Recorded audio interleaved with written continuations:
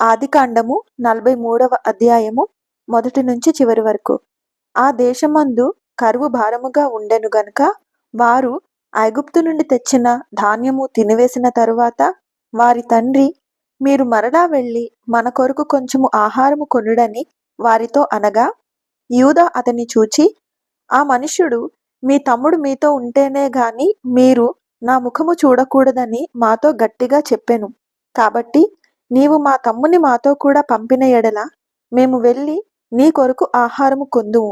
నీవు వానిని పంపనొల్లని ఎడల మేము వెళ్ళము. ఆ మనుష్యుడు, మీ తమ్ముడు మీతో లేని ఎడల మీరు నా ముఖము చూడకూడదని మాతో చెప్పెననెను.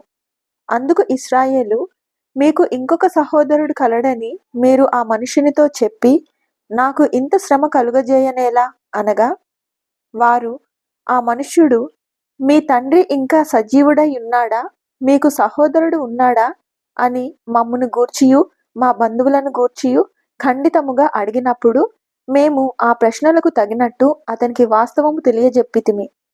మీ సహోదరుని తీసుకొని రండని అతడు చెప్పునని మాకెట్లు తెలియననిరి. యూదా తన తండ్రి అయిన ఇశ్రాయేలును చూచి, ఆ చిన్నవానిని నాతో కూడా పంపుము, మేము లేచి వెళ్ళుదుము. అప్పుడు మేమే కాదు, నీవును మా పిల్లలను చావక బ్రతుకుదుము. నేను అతని గూర్చి పూట పడుదును, నీవు అతని గూర్చి నన్ను అడుగవలెను. నేను అతని తిరిగి నీ యొద్దకు తీసుకొని వచ్చి నీ ఎదుట నిలవబెట్టిన ఎడల ఆ నింద నా మీద ఎల్లప్పుడూ ఉండును.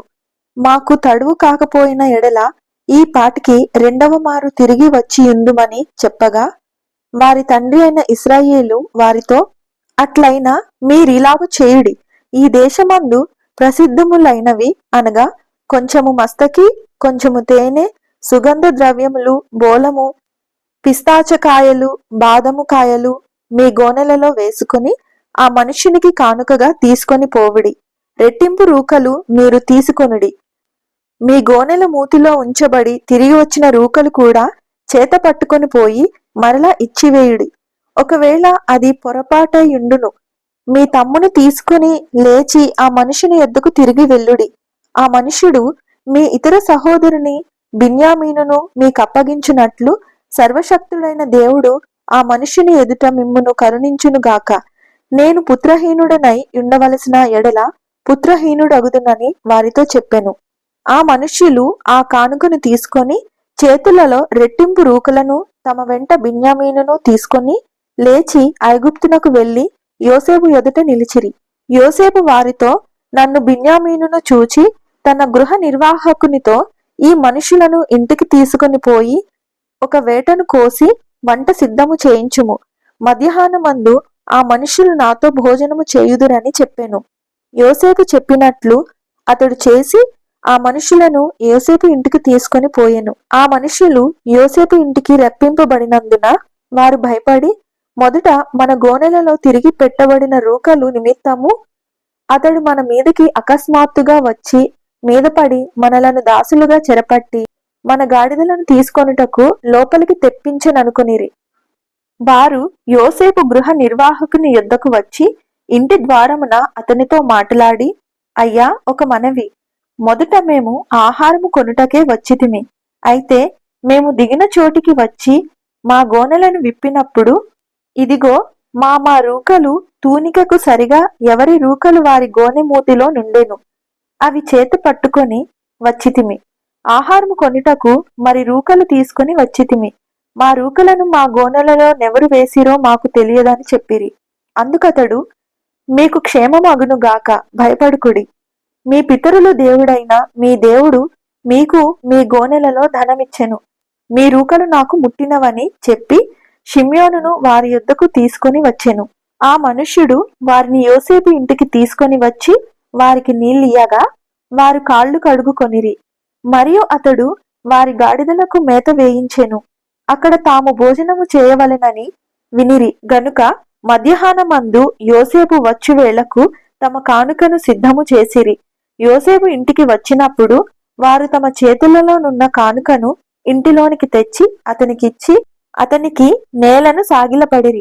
అప్పుడు, మీరు చెప్పిన ముసలివాడైన మీ తండ్రి క్షేమముగా ఉన్నాడా? అతడు ఇంకా బ్రతికియున్నాడా?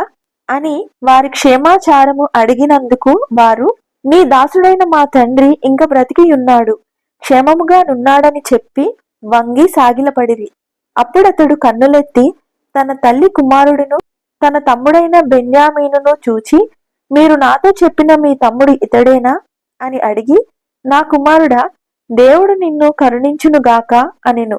అప్పుడు తన తమ్ముని మీద యోసేపునకు ప్రేమ పొర్లుకొని వచ్చెను గనుక అతడు త్వరపడి ఏడ్చుటకు చోటు వెదికి లోపల గదిలోనికి వెళ్లి అక్కడ ఏడ్చెను. అప్పుడతడు ముఖము కడుగుకొని వెలుపలికి వచ్చి తన్ను తాను అణుచుకొని భోజనము వడ్డించుడని చెప్పెను. అతనికిని వారికిని అతనితో భోజనము చేయుచున్న ఐగుప్తీయులకును వేరువేరుగా వడ్డించిరి. ఐగుప్తీయులు హెబ్రీయులతో కలిసి భోజనము చేయరు, అది ఐగుప్తీయులకు హేయము.